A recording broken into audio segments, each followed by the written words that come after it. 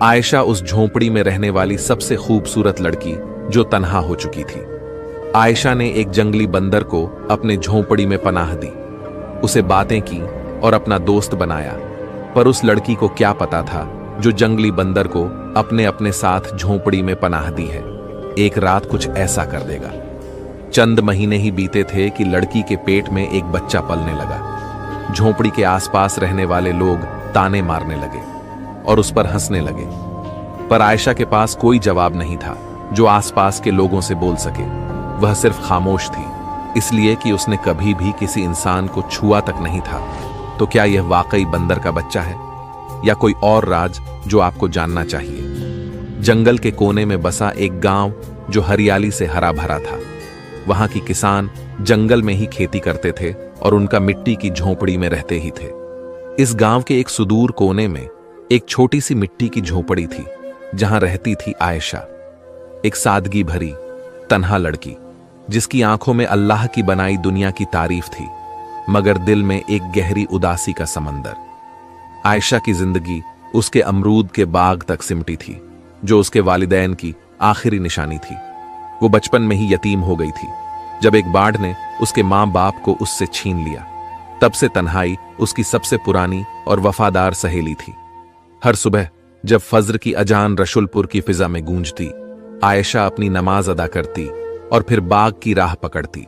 अपने नाजुक हाथों से वो अमरूद तोड़ती, टोकरियों में भरती और फिर गांव के बाजार में बेचने चल पड़ती। रसुलपुर के लोग उसे अमरूद वाली आयशा कहते। आयशा के अमरूद जितने मीठे, उसकी जिंदगी उतनी ही बेरंग। लोग सरगोशियों में बातें करते। आयशा को इन बातों की आदत थी।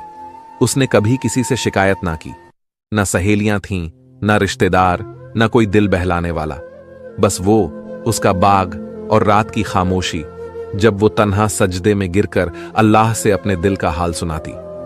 ऐ अल्लाह, मेरे दिल को सुकून दे और मेरी तन्हाई को मेरी ताकत बना। वो हर रात दुआ मांगती। एक दिन जब आयशा बाग में अमरूद तोड़ रही थी, सूरज की सुनहरी किरणें पेड़ों की शाखाओं से छनकर जमीन पर बिखर रही थीं। परिंदे अपनी मधुर आवाज में अल्लाह की तारीफ कर रहे थे। आयशा अपने ख्यालों में गुम थी। उसके चेहरे पर थकान के निशान थे और दिल में एक अनकहा दर्द सुलग रहा था। तभी उसकी नजर एक बंदर पर पड़ी। यह कोई आम बंदर नहीं था, न शरारती न शोर मचाने वाला। वो एक पेड़ की मोटी टहनी पर पुरस्कून बैठा आयशा को देख रहा था। उसकी आंखों में एक अजीब सी मासूमियत थी, जैसे वो अल्लाह की बनाई कोई खास मखलूक हो जिसके दिल में कोई गहरा राज छुपा हो। आयशा चौंकी। पहले तो उसका दिल डर से कांप गया। उसने जल्दी से एक सूखी टहनी उठाई और बुलंद आवाज में चिल्लाई, जा, भाग जा, मेरे बाग को बर्बाद मत कर, ये मेरी रोजी है। मगर बंदर टस से मस ना हुआ। उसने बस आंखें झुका लीं, जैसे उसका कोई कसूर ना हो। आयशा ने हिम्मत जुटाई, धीरे धीरे उसके पास गई। क्या चाहता है तू? बोल, उसने सख्त लहजे में पूछा, मगर जवाब में सिर्फ खामोशी। कुछ पल सन्नाटे के बाद आयशा का गुस्सा ठंडा पड़ गया। उसने नरमी से कहा, ठीक है, लेकिन मेरे अमरूद मत खाना। यह बाग अल्लाह की अमानत है और मैं उसकी हिफाजत करूंगी। उस दिन बंदर नहीं भागा। वो एक कोने में जाकर बैठ गया जैसे आयशा का मेहमान हो। अगले दिन जब आयशा बाग पहुंची, वो फिर वहीं था, उसी जगह, उसी तरह खामोश। इस बार आयशा डरी नहीं बल्कि हैरान हुई। अरे, तू फिर आ गया? तुझे मेरा बाग इतना पसंद है? उसने हल्के से मुस्कुराते हुए कहा। उसने अपनी टोकरी से कुछ पके अमरूद निकाले और बंदर के पास रख दिए। ले, खा ले, लेकिन शरारत मत करना, अल्लाह तुझे देख रहा है। बंदर ने चुपचाप अमरूद खाए और आयशा को देखता रहा, जैसे उसका शुक्रिया अदा कर रहा हो। दिन हफ्तों में और हफ्ते महीनों में बदल गए। हर सुबह आयशा बाग आती, अमरूद तोड़ती और बंदर वहीं होता। वो कभी शरारत नहीं करता था। कभी कभी वो पेड़ की ऊंची शाखाओं से अमरूद तोड़कर नीचे गिरा देता, जैसे आयशा की मदद कर रहा हो। कभी वो आयशा के सामने हाथ फैलाकर बैठ जाता, जैसे कह रहा हो, आज का इनाम कहां है? आयशा को उसकी ये आदतें भाने लगीं। वो उससे बातें करने लगी जैसे वो उसका जिगरी दोस्त हो। काश मेरी अम्मी होती, वो भी तेरी तरह खामोश थीं। वो कहती थीं कि अल्लाह हर दुख में सुकून देता है। बंदर सुनता कभी सिर हिलाता, कभी ठंडी सांस लेता। आयशा को उसका साथ अब सुकून देता था। वो अक्सर कहती, तू अल्लाह की भेजी नेमत है मुनीर। हां, आयशा ने उसका नाम मुनीर रखा था क्योंकि उसकी आंखों में एक अजीब सी रोशनी थी, जैसे वो रूह को रोशन करता हो। एक दिन जब जोरदार बारिश शुरू हो गई, आयशा भागती हुई अपनी झोपड़ी की ओर जा रही थी, मगर पीछे मुड़कर देखा तो मुनीर अभी भी बाग में था, तन्हा भीग रहा था। उसका उदास चेहरा आयशा के दिल को चीर गया। वो दौड़कर वापस गई और बोली, क्यों नहीं आया मेरे साथ? चल, घर चल, अल्लाह ने हर मखलूक को पनाह दी है। मुनीर ने चुपचाप उसका साथ दिया। उस दिन से आयशा की झोपड़ी में तन्हाई का साया हल्का हो गया। मुनीर, खाना खा ले। मुनीर, बाजार चल, अमरूद बेचने हैं। आयशा की जिंदगी में अब एक नया रंग था। गांव वाले चौंकते, कुछ हंसते, कुछ फुसफुसाते। ये आयशा पागल हो गई, बंदर को घर में जगह दे दी। हा हा हा, कुछ औरतें तो खुलेआम ताने मारती, क्या बात है आयशा, अब बंदर से दोस्ती। मगर आयशा को अब इन बातों की परवाह न थी। वो नमाज पढ़ती, अल्लाह का शुक्र अदा करती और मुनीर के साथ अपनी छोटी सी दुनिया में मग्न रहती। वो हर रात दुआ मांगती, ऐ अल्लाह, मेरे इस दोस्त को हिफाजत दे और मुझे सच्चाई की राह दिखा। एक रात आयशा अपनी चारपाई पर लेटी थी। बाहर ठंडी हवा चल रही थी और मिट्टी का चिराग टिमटिमा रहा था। मुनीर कोने में बैठा उसे देख रहा था। उसकी आंखें नम थीं, जैसे कोई गहरा राज उसके दिल में सुलग रहा हो। आयशा बड़बड़ाई, तू मेरे साथ रहेगा ना हमेशा? अल्लाह ने तुझे मेरे लिए भेजा है मुनीर। मुनीर ने हल्के से सिर हिलाया। आयशा नींद की आगोश में चली गई, मगर उस रात कुछ बदलने वाला था। सर्दी का आलम था। पेड़ों के पत्ते जर्द होकर जमीन पर बिखर रहे थे और अमरूद का मौसम धीरे धीरे खत्म हो रहा था। आयशा का शरीर कुछ दिनों से टूट रहा था। उसका चेहरा मुरझाया हुआ था और होठों पर वो मासूम सी मुस्कान अब गायब थी। पहले उसने इसे बाग में मेहनत की थकान समझा, मगर बुखार, कमजोरी और नजला ने उसे बिस्तर पकड़ा दिया। मुनीर हर पल उसके पास था। कभी वो गीला कपड़ा उसके माथे पर रखता, कभी बाजार से फल चुरा कर लाता। आयशा की सांसें धीमी थीं, मगर दिल में सुकून था कि कोई उसका ख्याल रखता है। एक शाम जब आसमान पर काले बादल छाए थे और बारिश की बूंदें खिड़की पर टकरा रही थीं, आयशा ने कमजोर नजरों से मुनीर को देखा और थकी आवाज में कहा, मुनीर, तू ना होता तो मैं शायद मर जाती। अल्लाह तेरा शुक्रिया। मुनीर ने उसका हाथ थामा, जैसे कुछ कहना चाहता हो, मगर उसकी आंखों में एक अजीब सी बेचैनी थी। कुछ दिन बाद आयशा की तबीयत सुधरने लगी। वो फिर बाग जाने लगी, मुनीर के साथ लंबी बातें करने लगी। एक चांदनी रात आयशा ने अपनी झोपड़ी के आंगन में दरी बिछाई। आसमान में तारे अल्लाह की कुदरत की तारीफ कर रहे थे। उसने मुनीर को गले लगाया और कहा, तूने मेरी जिंदगी में रोशनी भर दी। कभी मत जाना, वादा कर, अल्लाह के लिए। मुनीर ने उसके गाल पर हाथ रखा।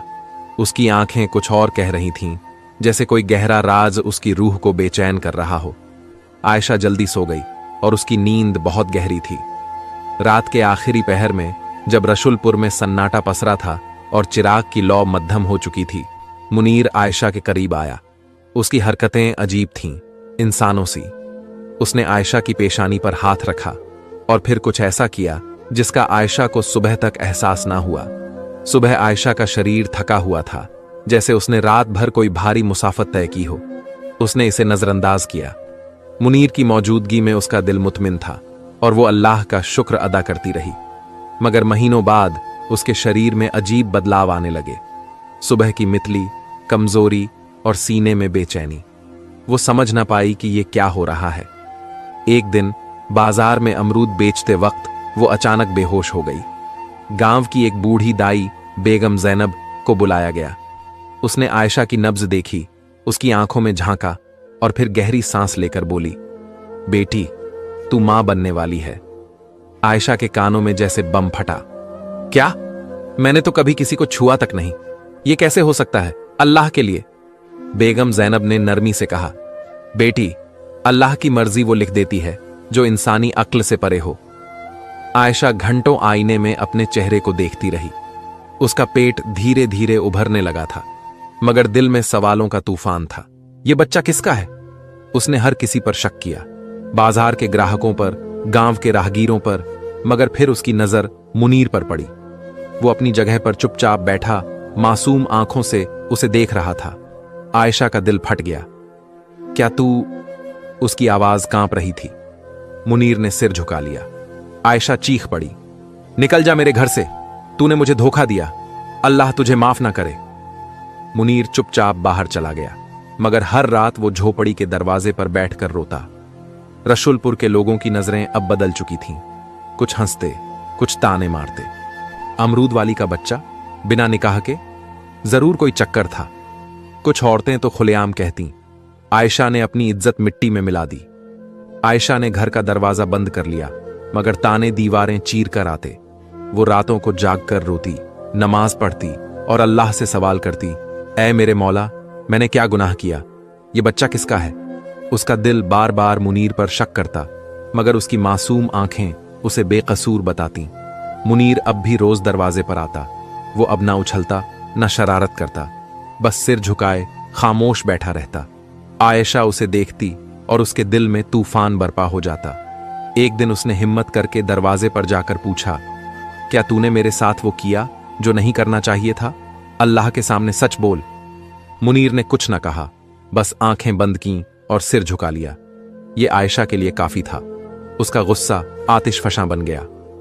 निकल जा मेरी जिंदगी से, तूने मुझे तबाह कर दिया। उसने मुनीर पर पानी फेंका, डंडा चलाया। मुनीर आंगन के बाहर चला गया, मगर अगले दिन फिर वापस आया। हर रोज वो दरवाजे पर बैठता और आयशा उसे भगाती। गांव की पंचायत में बात पहुंची। मौलवी साहब, नंबरदार और बुजुर्ग मर्द इकट्ठा हुए। ये लड़की हमारे गांव की इज्जत डुबा रही है। बिना निकाह बेनाम बच्चा, बाप का नाम बता दे। आयशा को पैगाम भेजा गया कि अगर उसने सच नहीं बताया तो उसे गांव से निकाल दिया जाएगा। आयशा खामोश रही। ज्यादा और हमदर्दी कम थी। एक औरत ने कहा, किसी मर्द का नाम ले लेती तो कम से कम बच्चा हलाल हो जाता। आयशा की आंखों में आंसू थे। मैं झूठ नहीं बोल सकती, मुझे नहीं मालूम, बस अल्लाह को मालूम है। मुनीर की हालत अब बद से बदतर हो चली थी। वो ना खाता ना पीता, बस झोपड़ी के सामने बैठा रहता। उसके बाल झड़ रहे थे, आंखें धंस गई थीं और वो अब एक कमजोर साया लगता था। कभी कभी वो आयशा की तरफ देखता, जैसे कहना चाहता हो, मुझे माफ कर दे। मगर आयशा का दिल पत्थर हो चुका था। वो समझ नहीं पा रही थी कि क्या वो किसी हैवान से मोहब्बत कर बैठी थी या ये कोई अल्लाह का इम्तिहान था। एक रात जब रसुलपुर में गहरा सन्नाटा पसरा था और चांद बादलों के पीछे छुपा था, एक अजनबी मौलवी साहब गांव में दाखिल हुए। वो बुजुर्ग थे, खामोश तबीयत के, और उनके चेहरे पर अल्लाह की दी हुई हिकमत की रोशनी झलकती थी। वो सीधा आयशा की झोपड़ी के सामने पहुंचे और बोले, बेटी, मुझे तुमसे कुछ कहना है जो तुम्हारी तकदीर को रोशन कर सकता है। आयशा चौंकी। उसने दरवाजा खोला और कहा, क्या बात है मौलवी साहब? इस वक्त? मौलवी साहब ने गहरी सांस ली और आहिस्ता से कहा, जिसे तू बंदर समझती थी वो जानवर नहीं था। बरसों पहले एक बदबख्त शहजादे ने जंगल की एक जादूगरनी का दिल तोड़ा। उसने उसे धोखा दिया और बद्दुआ में जादूगरनी ने उसे बंदर बना दिया। सिर्फ एक औरत का सच्चा प्यार उसे इस लानत से आजाद कर सकता था, और वो औरत तू बनी, आयशा। आयशा की आंखें फट गईं। ये क्या कह रहे हो? वो तो एक बंदर था। मैंने उसे अपने घर में पनाह दी, उसे दोस्त बनाया। मौलवी साहब ने सिर झुकाया। बेटी, उस रात जो हुआ वो उसकी लानत तोड़ने का जरिया था। वो मुजरिम नहीं, मजबूर था, और शायद उसे तुमसे सच्ची मोहब्बत हो गई थी, तभी वो रोज तेरे दरवाजे पर आता रहा, तुझे तन्हा ना छोड़ा। ये सब अल्लाह की मर्जी थी कि तू उसके मुकद्दर की रोशनी बन जाए। आयशा की सांसें भारी हो गईं। उसका दिल कांप रहा था। उसने दरवाजा खोला और उस जगह देखा जहां मुनीर रोज बैठता था, मगर वहां मुनीर नहीं, एक खूबसूरत नौजवान खड़ा था। उसने सफेद लिबास पहना था, चेहरा सादा मगर रोशन था और आंखों में आंसुओं का समंदर। उसने लरजती आवाज में कहा, आयशा, मैं वही हूं, तेरा मुनीर। तूने मेरे लिए अपने दिल में जगह दी। तूने मुझे जानवर समझकर भी इज्जत बख्शी। तेरे सच्चे प्यार ने मुझे इस लानत से आजाद कर दिया। आयशा हक्का बक्का खड़ी रह गई। उसके लबों से मुश्किल से निकला, तूने मेरी जिंदगी बर्बाद कर दी, मेरी इज्जत को मिट्टी में मिला दिया। गांव वाले मुझे रुस्वा करते हैं। नौजवान, जिसका नाम अब यूसुफ था, जमीन पर घुटनों के बल बैठ गया। मैं जानता हूं कि मैंने तुझे अजियत दी, मगर जानबूझकर नहीं, मैं मजबूर था। तू वो वाहिद शख्स थी जिसने मुझे जानवर समझकर भी मोहब्बत दी। अब मैं इंसान हूं और तुझे खोना नहीं चाहता। अल्लाह गवाह है, मेरे दिल में तेरे लिए सच्ची मोहब्बत है। आयशा का दिल तूफान में था। वो समझ नहीं पा रही थी कि वो गुस्सा करे, रोए या अल्लाह की इस मर्जी को कबूल कर ले। उसने यूसुफ को देखा और उसकी आंखों में वही मासूमियत थी जो मुनीर की थी। वो चुपचाप झोपड़ी में लौट आई और रात भर नमाज पढ़कर अल्लाह से हिदायत मांगती रही। अगली सुबह रशुलपुर हैरत के समंदर में डूबा था। लोग देखकर दंग रह गए कि आयशा के दरवाजे पर एक खूबसूरत नौजवान खड़ा है और आयशा, जिसे कल तक रुस्वा किया जा रहा था, आज उसके साथ सिर उठाकर खड़ी है। मौलवी साहब ने गांव के चौराहे पर सबको इकट्ठा किया और सच बयान किया। जिसे तुम बंदर समझते थे, वो इंसान था। तुमने आयशा को गुनहगार ठहराया, मगर वो अल्लाह की मर्जी से किसी के मुकद्दर की रोशनी बनी। गांव की औरतें शर्मिंदगी से सिर झुका बैठीं। मर्दों ने नजरें चुराईं। आयशा ने एक नजर सब पर डाली और बोली, तुम सब ने मुझ पर जुल्म किया, मेरी इज्जत को तार तार किया, मगर मैं किसी का हिसाब नहीं मांगती। अल्लाह ने मेरी मोहब्बत मुझे वापस दे दी। चंद दिन बाद आयशा और यूसुफ का निकाह हुआ। मौलवी साहब ने निकाह पढ़ाया और गांव वाले, जो कल तक ताने मारते थे, आज दुआएं दे रहे थे। निकाह के बाद यूसुफ ने आयशा का हाथ थामा और कहा, तूने मुझे आजादी दी, मैं तुझे जिंदगी दूंगा। अल्लाह हमारी हिफाजत करे। आयशा की आंखों में आंसू थे, मगर अब उनमें दर्द नहीं, खुशी थी। कुछ महीनों बाद आयशा ने एक खूबसूरत बच्चे को जन्म दिया। बच्चा उस सच्ची मोहब्बत, कुर्बानी और माफी की निशानी था। रसूलपुर में पहली बार किसी गैर शादीशुदा मां के बच्चे को इतनी इज्जत मिली। यूसुफ रोज अमरूद के बाग में काम करता, आयशा उसके साथ साथ रहती। उनकी झोपड़ी अब भी वहीं थी, मगर उसमें अब तन्हाई नहीं, मोहब्बत और अल्लाह की रहमत बसती थी। एक शाम जब सूरज की नारंगी रोशनी अमरूदों पर चमक रही थी और मगरिब की अजान फिजा में गूंज रही थी, आयशा और यूसुफ अपने बच्चे को गोद में लेकर बैठे थे। यूसुफ ने आहिस्ता से कहा, तूने मुझे तन्हाई से निकाला और लानत से आजाद किया। अब हम हमेशा साथ रहेंगे। अल्लाह हमारी हिफाजत करे। आयशा ने उसका हाथ थामा और मुस्कुरा दी। उनके बच्चे की हंसी ने उस पल को और खूबसूरत बना दिया। आयशा और यूसुफ की दास्तान रशुलपुर में अल्लाह की रहमत और सच्ची मोहब्बत की मिसाल बन गई। लोग आज भी इस कहानी को याद करते हैं और कहते हैं कि अल्लाह की मर्जी से हर तन्हाई का साया एक दिन रोशनी में बदल जाता है। कहानी आपको कैसी लगी, हमें कमेंट में जरूर बताएं। वीडियो बनाने में बहुत मेहनत लगती है, तो एक लाइक करें और हमें सपोर्ट करने के लिए चैनल को सब्सक्राइब करें।